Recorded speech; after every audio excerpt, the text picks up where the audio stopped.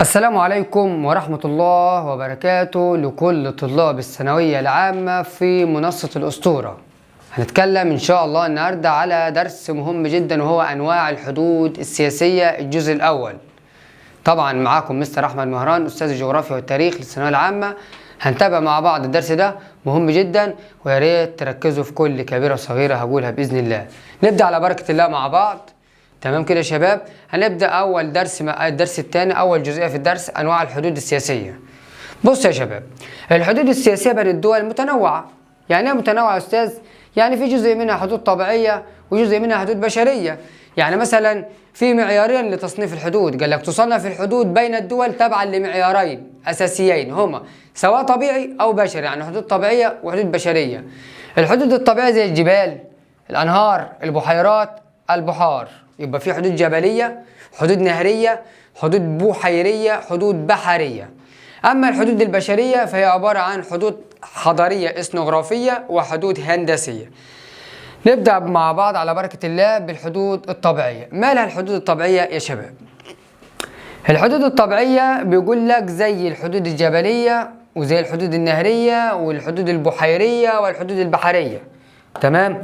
يبقى الحدود الطبيعية متنوعة ما بين حدود جبلية، نهرية، بحيرية، بحرية. تمام؟ ايه المقصود بالحدود الطبيعية؟ الحدود الطبيعية هي الحدود السياسية اللي بيتم رسمها على أساس ظاهرات طبيعية. يعني الحدود الطبيعية بتترسم مع ظاهرات طبيعية واضحة، زي مثلا على سبيل المثال الجبال، الأنهار، البحار، البحيرات، الممرات الملاحية اللي هي القنوات والمضايق والخلجان. أي ظاهرة طبيعية واضحة بترسم معاها حد سياسي، يكون الحد السياسي ده إيه؟ تصنيفه ده حد سياسي طبيعي. تمام؟ ولكن في ملحوظة مهمة جدا تاخد بالك منها. إيه هي الملحوظة المهمة اللي تاخد بالك منها؟ تعد الحدود الطبيعية مالها من أقوى الحدود التي تفصل بين شعوب الدول المتجاورة ويصعب اختراقها. طبعا الحدود الطبيعية أقوى الحدود اللي بتفصل بين شعوب الدول وصعب انك تخترقها، وإن كانت درجة الفصل بتختلف بين الجانبين تبعا لخصائص الظاهرة الطبيعية. يعني ايه درجة الفصل بتختلف بين الجانبين؟ يعني الدولتين تبعا لخصائص الظاهرات الطبيعية. يعني بالبلد كده لما يكون دولتين بينهم وبين بعض حد جبلي مش زي ما يكون بينهم وبين بعض حد نهري. درجة الجبل أقوى في الحدود السياسية من الأنهار أو من المستنقعات أو من البحار والبحيرات. قال لك هي تعد الحدود الطبيعية من أقوى الحدود، ماشي، تفصل بين شعوب الدول، ماشي، ويصعب اختراقها، ماشي، وإن كانت درجة الفصل بين الجانبين تختلف حسب خصائص الظاهرة الطبيعية. فالحدود الجبلية أكثر مناعة من المستنقعات اللي هي البرك الماء اللي بين الدول. يعني الجبال أقوى من المستنقعات، تمام، أكثر مناعة، يعني بتحمي الدولة أكثر. أول نوع معانا من الحدود الطبيعية يا شباب الحدود الجبلية. ما لها الحدود الجبلية يا أستاذ؟ قال لك الجبال بتصلح أن تفصل بين الدول، ماشي، الجبال بتكون حدود فاصلة بين الدول، بس اكتب عندك جبال الهيمالايا تفصل بين الصين والهند، جبال البرانس فرنسا اسبانيا، جبال الانديز أو الانديز الأرجنتين وشيلي. دي حدود جبلية طبيعية، حدود جبلية طبيعية تاخدوا بالكم منها يا شباب. تمام؟ وخدناها قبل كده في خريطة التضاريس فلازم تركزوا فيها. تمام؟ قال لك طب ايه هي مميزات الجبال كحدود فاصلة بين الدول؟ ظاهرة دائمة مرئية عريضة وعرة السكان، وركز في دي. ليه؟ قال لك لأن دايما مناطق الجبال كحدود مالها بتكون واضحة ومرئية وعريضة، ومناطق وعرة وقليلة السكان. يعني ايه وعرة؟ صعب ان الاماكن دي الانسان يبقى موجود فيها يعيش فيها خالص. تمام؟ ويقتصر عبورها على الممرات معينة، يعني في اماكن معينة بس في الجبال هي اللي بيعبروا منها. لذلك تصلح الجبال ان تكون حدودا فاصلة بين الدول، تصلح الجبال لتكون حدودا فاصلة بين الدول لانها مناطق دائمة ومرئية وعريضة ووعرة وقليلة السكان يا شباب. كمان من مميزات الجبال بمثابة خطوط دفاعية. تمام؟ القوى العسكرية بتستغل الجبال كمناطق للمراقبة والدفاع، يبقى تعتبر الجبال بمثابة خطوط دفاعية تستغلها الدول في إقامة التحصينات للدفاع عن نفسها، طبعا ضد أي اعتداء خارجي أو غزو خارجي. بس إزاي أرسم الحدود السياسية على الجبال؟ طبعا يا شباب رسم الحدود السياسية على الجبال، أدي جبل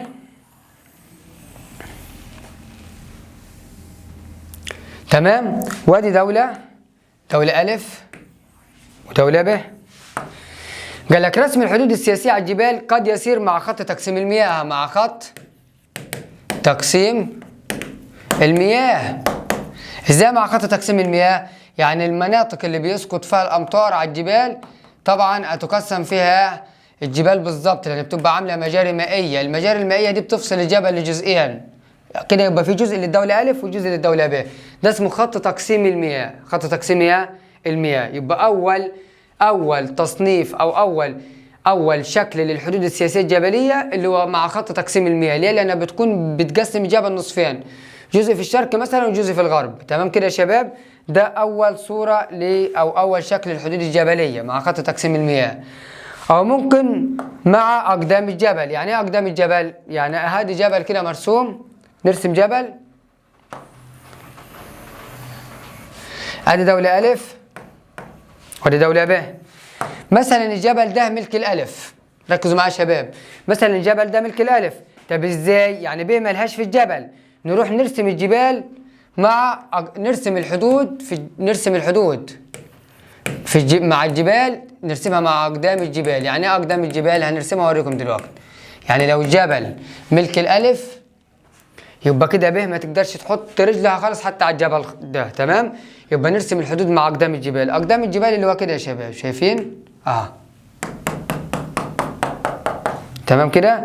ادي اقدام الجبال. يعني الجبل دولة ألف نرسم الحد عندها بحيث إن هي ما ينفعش تستغل الجبل في أي حاجة. يبقى جبل ملك الألف نرسمه مع أقدام الجبال. طب أقدام الجبال تبقى ناحية مين؟ ناحية الدولة اللي هي ملهاش حاجة في الجبل، ناحية الدولة ب. تمام كده يا شباب؟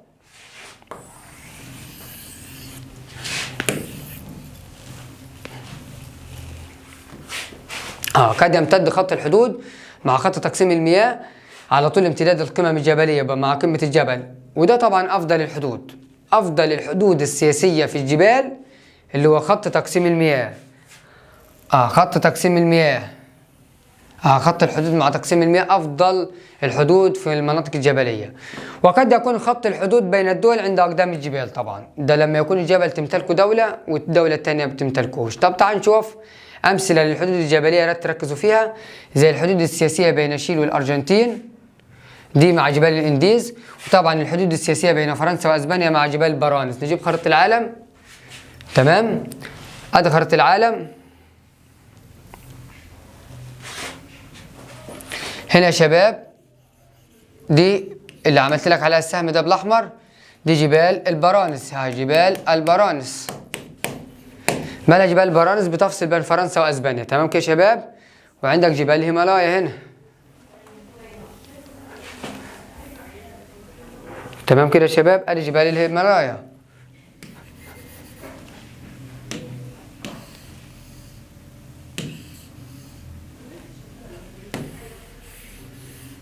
مالها جبال الهيمالايا يا شباب؟ بين الصين والهند. تمام؟ كمان في جبال تاني، حدود جبلية تاني.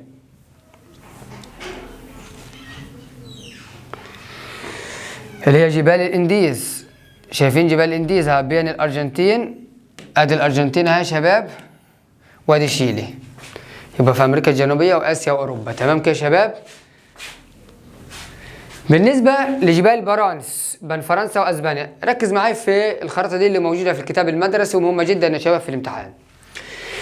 الخريطه اللي قدامك بتوضح جبال البرانس بين فرنسا واسبانيا. ادي جبال برانس. تمام؟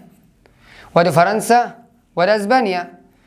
الجبال بتفصل بين الاثنين، بس في منطقة في النص اسمها منطقة أندورا. منطقة أندورا يعتبر كده منطقة حبيسة ما بين فرنسا ومين؟ وأسبانيا. تاخدوا بالكم من الحاجات دي. لو قال لك مثلا الحد السياسي اترسم مع أقدام الجبال، في سؤال مشهور قوي بيقول لك لو رسمنا الحد السياسي بين فرنسا وأسبانيا مع أقدام الجبل، يعني الخط الأسود اللي ماشي كده اترسم هنا يا شباب، اترسم هنا. بصوا يعني الحد السياسي الجبل اللي ماشي كده، شايفين ايدي؟ مع أقدام الجبل. هتبقى منطقة أندورو داخل فرنسا. لو الحد السياسي الجبلي بين فرنسا وأسبانيا اترسم مع أقدام الجبل. مع أقدام الجبل بالنسبة لأسبانيا يبقى كده الجبل بيجي تبع فرنسا. يبقى منطقة أندورو بقت منطقة جيبية جوا فرنسا. واخدين بالكم؟ والعكس، لو الحد السياسي اترسم مع أقدام الجبل ناحية فرنسا يبقى الجبل بيجي ملك لأسبانيا مش فرنسا. فخدوا بالكم من الحاجات اللي زي كده في الامتحان مهمة. ماشي يا شباب. تاني حاجة معانا يا شباب الحدود النهرية. مالها الحدود النهرية؟ قال لك طبعا مميزات الأنهار. الحدود النهرية دي حدود طبيعية زي الجبال، ولكن لها مميزات وعيوب. مميزات الأنهار واضحة في الطبيعة زي الجبال، وخط دفاعي ومانع مائي زي الجبال. تمام؟ يعني هي لها واضحة على الخريطة، واضحة في الطبيعة، وكمان دي تمثل خط دفاعي ومانع مائي. دي مميزات الأنهار، ولكن لها عيوب. الأنهار مش مستقرة. الأنهار مش مستقرة. ممكن الأنهار في أي وقت تغير المجرى بتاعها، وده حاجة مش كويسة. يبقى عيوب الأنهار غير مستقرة. تمام؟ تغير مجراها بشكل مستمر، على طول تغير المجرى بتاعها غير بشكل مستمر. غير ثابتة عشان الفيضان والنحت والإرساب. يعني النهر مش ثابت، ممكن يكبر يصغر يتحرك من مكان لمكان تاني، يبقى بسبب الفيضان والنحت والإرساب. ودي طبعا الفيضان اسمها كوارث طبيعية. كوارث طبيعية. لو حصل فيضان، حصل نحت، حصل إرساب، بالذات الفيضان دي كارثة طبيعية بتخلي النهر مش ثابت، وكده الحدود هتتأثر. كمان النهر مش ثابت، ممكن يتغير في الشمال والجنوب شرق وغرب، بيغير المجرى. زي مثلا على سبيل المثال نهر ريو جراند. ماله نهر ريو جراند؟ نهر ريو جراند ده بين أمريكا والمكسيك، الولايات المتحدة والمكسيك، غير مجراه. ففي منطقة بالكامل كانت في الولايات المتحدة سنة 98 اتحولت عاد بقت تبع المكسيك، اسمها منطقة بانكو، وهجيب الخريطة دلوقتي واوريها لكم. يبقى الأنهار مش مستقرة، بتغير مجراها في أي وقت، مش ثابتة، بتتعرض للفيضان والنحت والإرساب، بتتغير في امتدادها، في اتساعها. زي نهر ريو جراند، خد منطقة بالكامل من الولايات المتحدة وعطاها للمكسيك سنة 1898، يعني في نهاية القرن 19. كمان بعض الجزر، وجود بعض الجزر في مجرى النهر. يعني ايه وجود بعض الجزر في مجرى النهر؟ يعني ممكن النهر وانا برسم الحد السياسي، برسم الحد السياسي، ده نهر يا شباب، ده نهر، وانا برسم الحد السياسي، الحد السياسي ماشي كده، ادي دولة ألف ودي دولة ب، والحد السياسي ماشي كده، شايفينها ماشي كده ماشي كده، جابلني جزيرة. طب اعمل ايه؟ همشي كده، الجزيرة ما يقدروش يغيروها الجزيرة، امال يعمل ايه عاد؟ هيبتدي عاد يعمل حاجة تاني، يرجع لمرحلة التحديد. ادي ها وانا بحدد الحد السياسي جابلتني جزيرة. عشان يحل المشكلة لازم يروح مثلا لو الجزيرة دي ننحرف شوية ناحية الدولة دي، وبعد كده ننحرف ناحية الدولة دي ونمشي كده. يبقى هنا بيتغير مسار الحد السياسي داخل الأنهار بسبب وجود بعض الجزر. تمام؟ يبقى وجود جزر يعوق تحديد الحد السياسي. طب تعال نشوف عاد مع بعضينا أمثلة للأنهار. يا شباب بصوا في الكتاب المدرسي. دي طبعا نهر ريو جراند. نهر ريو جراند ماله؟ يا شباب بين الولايات المتحدة الأمريكية من فوق والمكسيك من تحت. منطقة بالكامل زي كده اسمها بانكو، تحولت من الولايات المتحدة طبعا للمكسيك، لأن هذا النهر تغير في مجراه، بيغير المجرى بتاعه، فنقل المنطقة بالكامل من هنا لهنا. تمام كده يا شباب؟ خدوا بالكم من الحاجات دي. طب تعالى عاد نشوف أشكال الحدود السياسية التي تتبع الأنهار. أنا دلوقتي عايز أرسم حد سياسي على النهر. أرسم إزاي؟ وإيه الشكل اللي بيتخذه؟ الجبال عرفنا مع خط تقسيم المياه، يعني في المنتصف، مع قمة الجبل في المنتصف، أو أقدام الجبل لو الجبل تبع دولة معينة. طيب بالنسبة للأنهار بياخد 3 أشكال أو 3 صور. أول حاجة معانا عشان أرسم حد سياسي على الأنهار، أول شكل لما يكون الحد السياسي بيمشي نرسمه مع منتصف أو النص أو الوسط، يبقى تسير الحدود السياسية في الأنهار مع خط المنتصف اللي هو الوسط. زي نهر ريو جراند الذي يفصل بين الولايات المتحدة والمكسيك. النهر اللي وريته لك دلوقتي على الخريطة بين أمريكا والمكسيك، ده بيصير مع خط المنتصف. يا شباب أدي أمريكا والمكسيك، يعني الولايات المتحدة والمكسيك.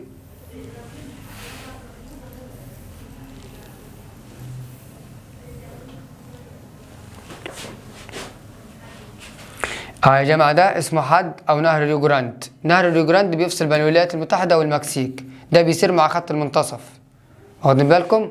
أو الوسط. عندك مثلا على سبيل المثال تاني او شكل للانهار يتفق مع خط العمق، وده افضل الانواع. يتفق مع خط العمق ده افضل الانواع يا شباب. يعني ايه افضل الانواع؟ يعني احسن الانواع خالص.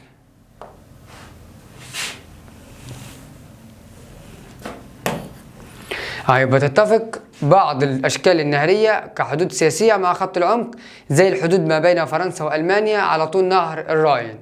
يا شباب تحت خريطه، ادي المانيا ودي فرنسا، تمام، ادي المانيا ودي فرنسا، بيفصل بينهم نهر الراين. نهر مين؟ الراين. طبعا يا جماعه حته فرنسا اللي هو الجزء ده في نهر اسمه نهر الراين، واخدين بالكم؟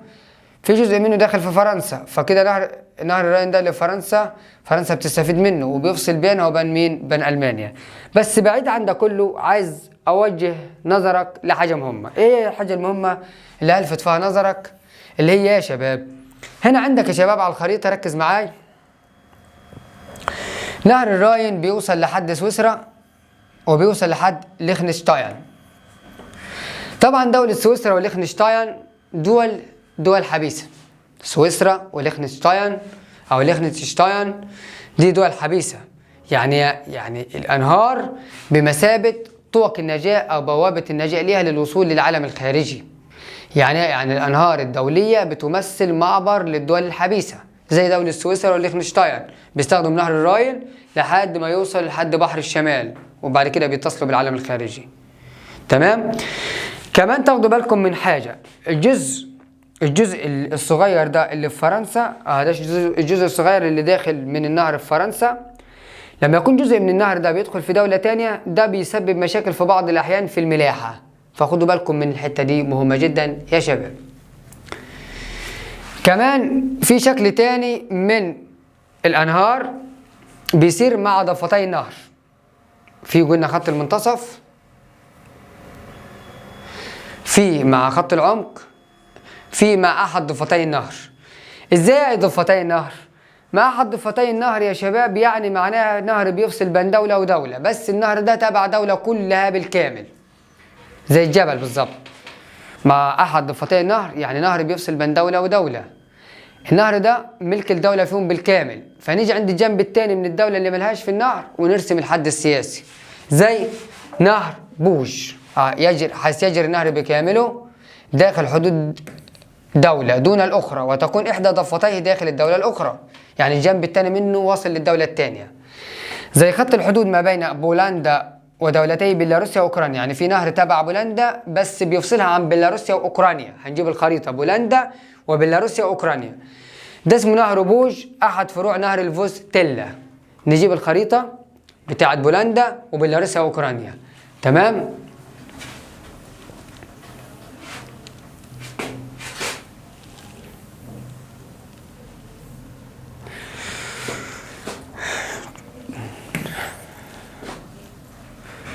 ادي يا شباب بيلاروسيا واوكرانيا، في نهر هنا اسمه نهر بوج، الخط الاحمر ده.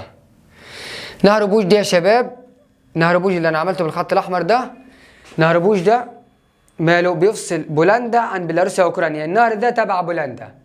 طب انا عايز ارسم الحد السياسي عند النهر ده، اعمل ايه؟ هروح للجنب الثاني لانه بيلاروسيا واوكرانيا ما لهمش فيه. هعمل ايه؟ هحدد الحد السياسي هنا، شايفين الحد السياسي بيتحدد كده، كده شايفين؟ يعني معناها ان بولندا هي اللي تستفيد من النهر، بيلاروسيا واوكرانيا لا، الا لو حصل بينهم اتفاقيات ماشي. تمام كده؟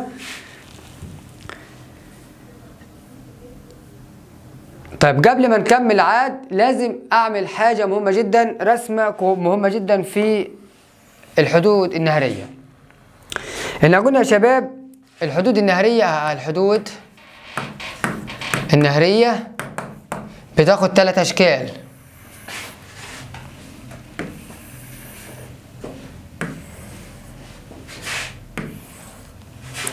بتاخد 3 اشكال، يا اما خط المنتصف او العمق الملاحي وده افضلهم، او احد الضفاف، الضفاف. طب ازاي نرسمهم دول؟ بصوا يا شباب، اول حاجه نعتبر ان المكان ده نهر، هذا نهر كده، تمام؟ ده نهر، هنرسم كده مثلا نهر يا شباب.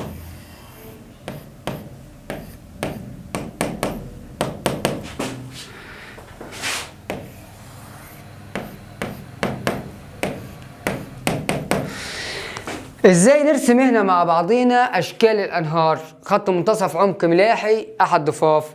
نعمل كده بكل بساطة. دي دولة الف ودي دولة ب، دي دولة الف ودي دولة ب، دي دولة الف ودي دولة ب.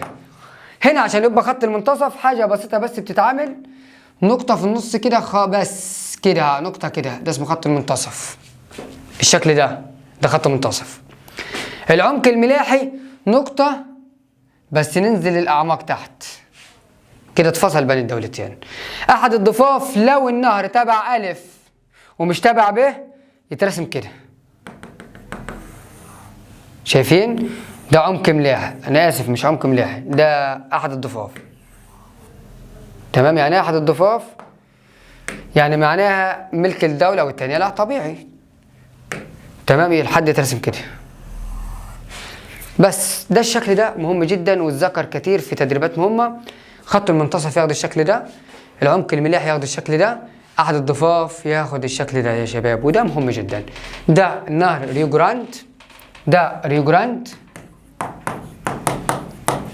ده نهر الراين فرنسا وألمانيا، ده ريو جراند الولايات والمكسيك، الراين فرنسا وألمانيا، وده نهر بوج أوكرانيا، أنا آسف بولندا مع أوكرانيا وبيلاروسيا.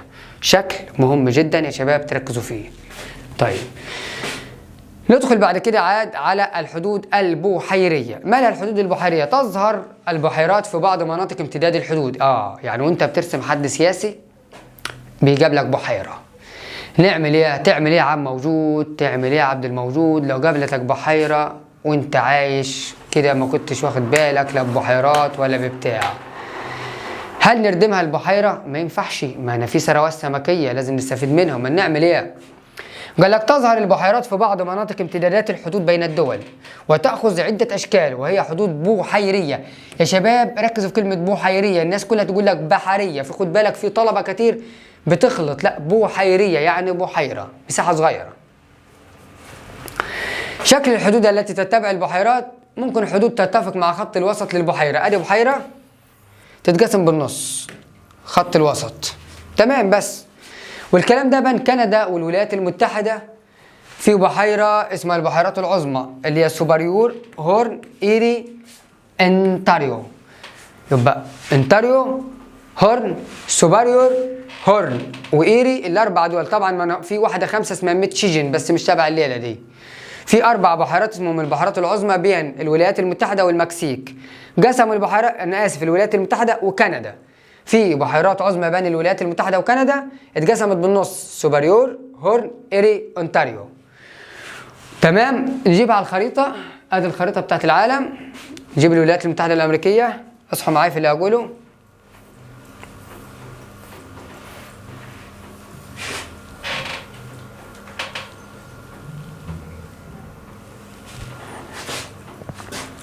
ادي هنا يا شباب الولايات المتحدة الأمريكية. هنا في النص يا شباب في 4 بحيرات اتقسموا بالنص، تمام كده. بس يبقى رسم الحدود مع خط الوسط للبحيرة.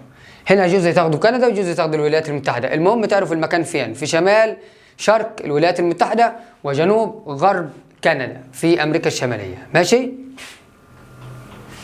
كمان قد تسير وفقا لاتفاقيات محددة، دي غير دي خالص. الأولاني نقسم البحيرة بالنص، الثاني يبقى في اتفاقيات بيننا. يعني ايه اتفاقيات بيننا؟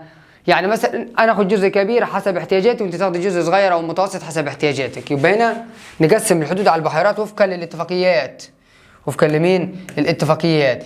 زي بحيرة فيكتوريا بين تنزانيا، اوغندا وكينيا. في بحيرة اسمها فيكتوريا في قارة افريقيا، فيكتوريا في قارة افريقيا بين اوغندا، كينيا، تنزانيا. دي اتقسمت اقسام غير متساوية. ليه؟ لان حسب الاتفاقيات، حسب الاتفاقيات.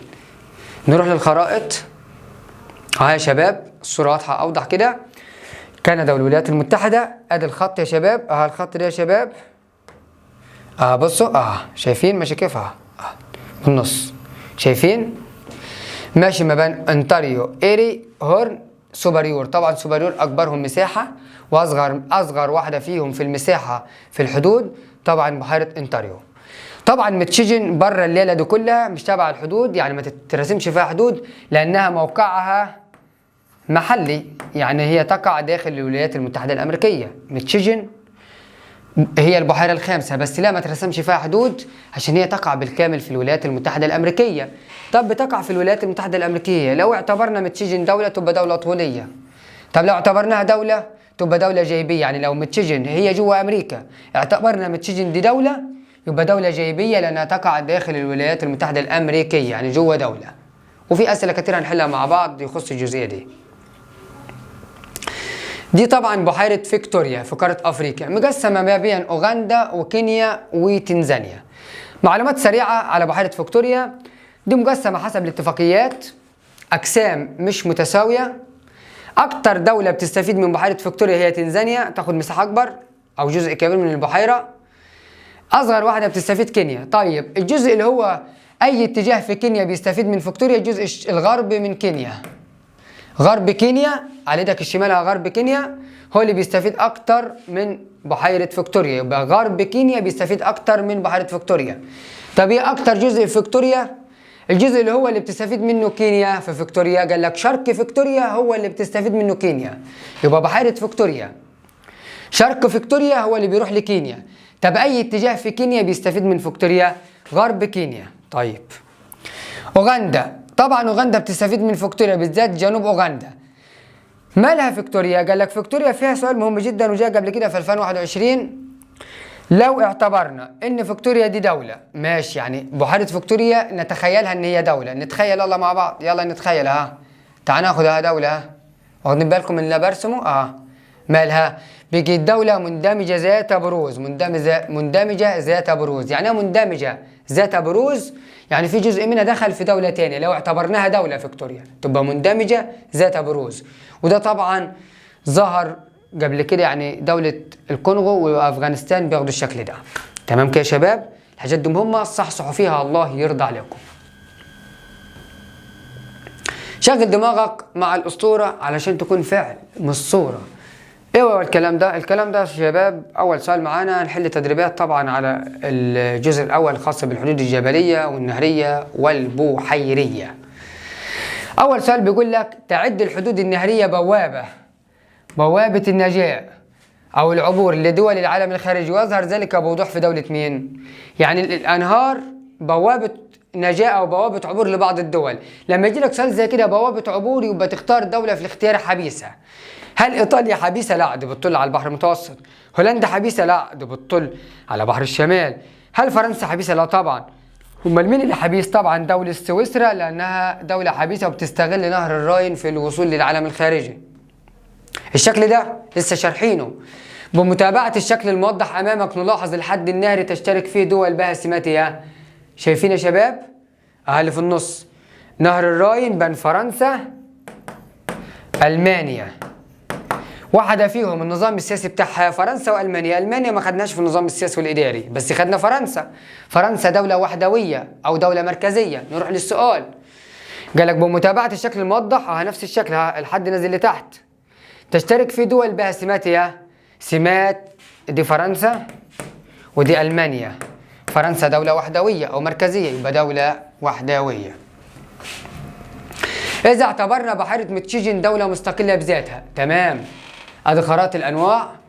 لو اعتبرنا ميتشيجن دولة مستقلة بذاتها هتبقى دولة طولية مستطيلة من الشمال للجنوب، وفي نفس الوقت دولة جيبية لأنها تقع داخل أمريكا. تعال نشوف الاختيار عايز ايه. قال لك إذا اعتبرنا بحيرة ميتشيجن دولة مستقلة فإنها قد تعاني من إيه؟ هتبقى جيبية أو محبوسة قوي جوا أمريكا، يبقى تعاني من الاتصال الخارجي، تعاني من الاتصال الخارجي. تمام كده يا شباب؟ 4. نجحت قواتنا المسلحة عام 73 في اقتحام مانع قناة السويس الصعب، وكان عبوره أقرب في الشبه من إيه؟ لما عبرنا قناة السويس عبوره أشبه بعبور الجبال ولا البحار ولا البحيرات ولا الأنهار؟ هنختار الجبال. ليه طيب؟ لأن مانع ما قالكش قناة السويس. ناس كتيرة نقدت السؤال ده. لما عبرنا في 73 قناة السويس هو بيقول لك عبرنا القناة ولا مانع القناة؟ في السؤال قال لك مانع القناة. ما هو مانع القناة؟ مانع القناة اللي هو الساتر الترابي المعروف بخط بارليف، ودي بداية خط بارليف. ساتر ترابي شبه الجبل. بس خلاص كده حلينا، يبقى الجبال. 5. ارتبطت الله على السؤال ده، الله على السؤال ده يا شباب، الله على السؤال رقم 5. هو ده الكلام المهم جدا يا شباب، وعشان كده تركز الله يرضى عليك. رقم 5 بيقول ارتبطت الحدود الطبيعية بظاهرات مرتبطة باليابس. ركز. ارتبطت الحدود الطبيعية بظاهرات مرتبطة باليابس، يعني اختار حد طبيعي على اليابس مش في المياه. ظاهرات طبيعية مرتبطة باليابس. كما هو الحال بين مين ومين؟ تنزانيا وأوغندا دي بحيرة فيكتوريا. المكسيك والولايات ده نهر الريو جراند. نهر مين؟ الريو جراند. نهر مين يا شباب؟ الريو جراند. فرنسا وألمانيا نهر الراين. فرنسا وأسبانيا جبال البرانس. أصنف كده. ارتبطت الحدود الطبيعية بظاهرات مرتبطة باليابس. السؤال مهم ده ويجي زي السنة دي إن شاء الله. كما هو الحال في يعني مين الدولتين في دول اللي حدودهم على اليابس؟ تنزانيا واوغندا على بحيرة فيكتوريا مش هتنفع عشان دي مياه وعايز يابس. مكسيكو والولايات على نهر ريو جراند مش هتنفع دي مياه عايز يابس. فرنسا واسبانيا دي جبال هي اليابس. اما فرنسا والمانيا ده نهر الراين فهو مش هيعيسها خالص، يبقى الاجابه فرنسا واسبانيا. تعد افضل الحدود لفرنسا مع جيرانها هي تلك الحدود مع دوله مين؟ افضل حدود لفرنسا طالما قال لك افضل يبقى تروح لفرنسا في الحد الجبلي. طب الحد الجبلي بتاع فرنسا مع مين؟ حدود فرنسا الجبليه مع اسبانيا. لو انت مذاكر معايا من اول الفيديو. تمام. يبقى مع دولة مين؟ المانيا ده نهر. في شيلي غلط، اصلا فرنسا في قارة وشيلي في قارة. بلجيكا لا ما فيش حدود بينها وبين فرنسا جبلية، لكن مين؟ اسبانيا عشان افضل الحدود الجبلية وهنا جبال البرانس. بالنظر لخريطة الحدود الجبلية بين فرنسا واسبانيا اجيبها لك حاضر. نلاحظ يوجد بينهما منطقة تتميز بها. يا شباب نروح لفرنسا واسبانيا اللي هنا حذرنا منها في بداية الشرح. فرنسا واسبانيا في منطقة في النص هنا يا شباب بينهم. يا شباب اصحى كده وركز كويس للفيديو. فرنسا واسبانيا بينهم منطقة هنا يا شباب اسمها منطقة اندورا. تمام؟ المنطقة دي محبوسة ما بين الاثنين. المنطقة دي مالها؟ قال لك يا عرفنا انها منطقة اندورا. ادي فرنسا، ادي اسبانيا، ادي جبال البرانس، وادي منطقة اندورا. قال لك المنطقة اللي بينهم تتميز بها حسن الإدارة ولا نظرية الدفاع بالعمق ولا تمتعها بالثروات البحرية ولا التنوع في التركيب الجيولوجي؟ سؤال حلو. منطقة اندورا منطقة دائرية. بص يعني شكل مندمج. منطقة اندورا بين فرنسا واسبانيا شكل مندمج. طب طالما شكل مندمج يا شباب بين فرنسا واسبانيا يبقى مالها؟ وطبعا مساحتها صغيرة. هل حسن إدارة داخلية؟ أيوة حسن إدارة داخلية. تمام؟ لكن مش هناخد ليه نظرية الدفاع بالعمق عشان هي صغيرة. مساحتها صغيرة. ليه مش هناخد تمتعها بالثروات البحرية؟ لأنها حبيسة. ليه مش هناخد التنوع في التركيب الجيولوجي؟ لأنها صغيرة المساحة. يبقى ناخد حسن الإدارة الداخلية. تمام؟ سؤال رقم 8 بيقول يا ظهور الحدود الجبلية عند أقدام الجبال يتشابه بالطبع مع الحدود النهرية لدولة مين؟ هنا قلنا الحدود الجبلية نروح لورقة الشرح. الحدود الجبلية مع أقدام الجبال تبقى كده يا شباب. أدي أقدام الجبال. أدي دولة ألف وأدي دولة ب. الجبل ده تبع ألف يبقى نرسم الحد كده. تمام؟ يعني في الجنب الثاني الحد تبع الجبل تبع ألف يبقى نرسمه مع أقدام الجبال عند ب. تمام؟ الشكل ده اللي انت شايفه شبه مين في الانهار؟ شايفين؟ شبه احدى الضفاف اللي هو نهر بوج بين بولندا وبيلاروسيا واوكرانيا. تمام؟ يبقى ظهور الحدود الجبليه عند اقدام الجبال شبه الحدود النهريه لمين؟ لفرنسا؟ لا طبعا عشان ده المنتصف. انا اسف فرنسا غلط عشان هي العمق. الولايات المتحده غلط عشان هي المنتصف. بولندا اللي هي احد الضفاف. تمام؟ والمكسيك طبعا المنتصف. يبقى ناخد بولندا لأنها مع الضفاف يعني زي بالظبط أقدام الجبل. تعال عاد على أسئلة مقالية وما تخافوش في المقالي وشغل دماغك في المقالي وصحصح. بيقول لك السؤال الأول بيقول استنتج سبب قلة الصراعات الحدودية جنوب قارة أمريكا الجنوبية. الله كلمة الله الواحدة هي اللي بتحل أي مشكلة. إزاي؟ تعرف لما تقول الله تلاقي مخك فتح. اصحى معاي ما تنامش، ولو أنت نايم زي ما قلت لك قبل كده سيبك من السمع، ما تسمعش حاجه دلوقتي، اقطع السمع، روح اشرب لك كوبايه شاي، لو ما نفعتش اشرب كوبايه قهوه صغيره، هتلاقي نفسك ركزت، لو ما ركزتش يبقى العيب فيك انت مش فيا يعني. تمام كده؟ تمام.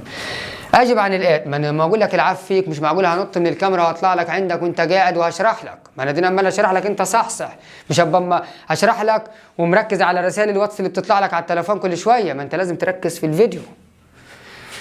السؤال الاول بيقول استنتج سبب قلة الصراعات الحدودية جنوب قارة أمريكا الجنوبية. روح للخريطة، رحت للخريطة، انزل أمريكا الجنوبية، نزلت لأمريكا الجنوبية. تمام. جنوب قارة أمريكا الجنوبية الأرجنتين وشيلي هم اللي في الجنوب. إيه اللي بينهم؟ اللي بينهم جبال الإنديز. كده حلنا السؤال المقالي يا شباب. يبقى سبب قلة الصراعات الحدودية أن هذه المنطقة منطقة حدود جبلية، وطبعا الحدود الجبلية بتكون قوية وبتمنع المشاكل بين الدول. ما مدى مصداقية العبارة؟ يعني صادقة ولا غير صادقة؟ يعني زي الصح وخطأ كده. تلعب الكوارث الطبيعية دور في حدوث نزاعات حدودية. العبارة الصادقة. ليه يا أستاذ الكوارث الطبيعية بتلعب دور في حدوث نزاعات حدودية؟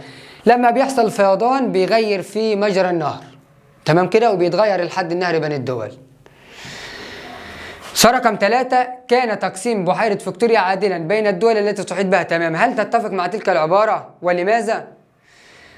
طبعا بحيرة فيكتوريا كان تقسيم عادل. لا اتفق.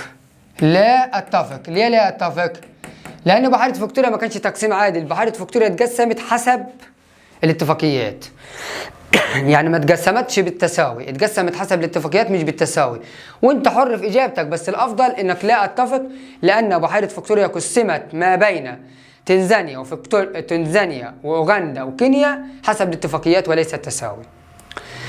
وضح اي عناصر قوة الدول الاكثر استفادة من الحدود بين فرنسا واسبانيا. طبعا الحدود بين فرنسا واسبانيا حدود جبلية بين قوسين جبال البرانس. تمام. وضح اي عناصر قوة الدولة الاكثر استفادة من الحدود بين فرنسا واسبانيا موضحا السبب. طبعا اكثر عناصر قوة الدولة هيستفيد القوة العسكرية والتنظيمية. ليه؟ لانها طالما حدود جبلية هتكون حدود واضحة وتفصل بين الدول. طب ايه السبب اللي يخليك تختار ان القوة العسكرية والتنظيمية هي اللي هتستفيد من الحدود بين فرنسا واسبانيا؟ تقول لانها حدود جبلية، حدود جبلية. كده انتهينا من الجزء الاول في انواع الحدود السياسية. ركز في اي كلمة اتقالت وصحصح وما تنامش على نفسك، لان انت في عرض ربنا في اي معلومة تتقالك علشان تقدر بامر الله تعدي اي مشاكل تقابلك. وفي النهاية بقول لك سلام.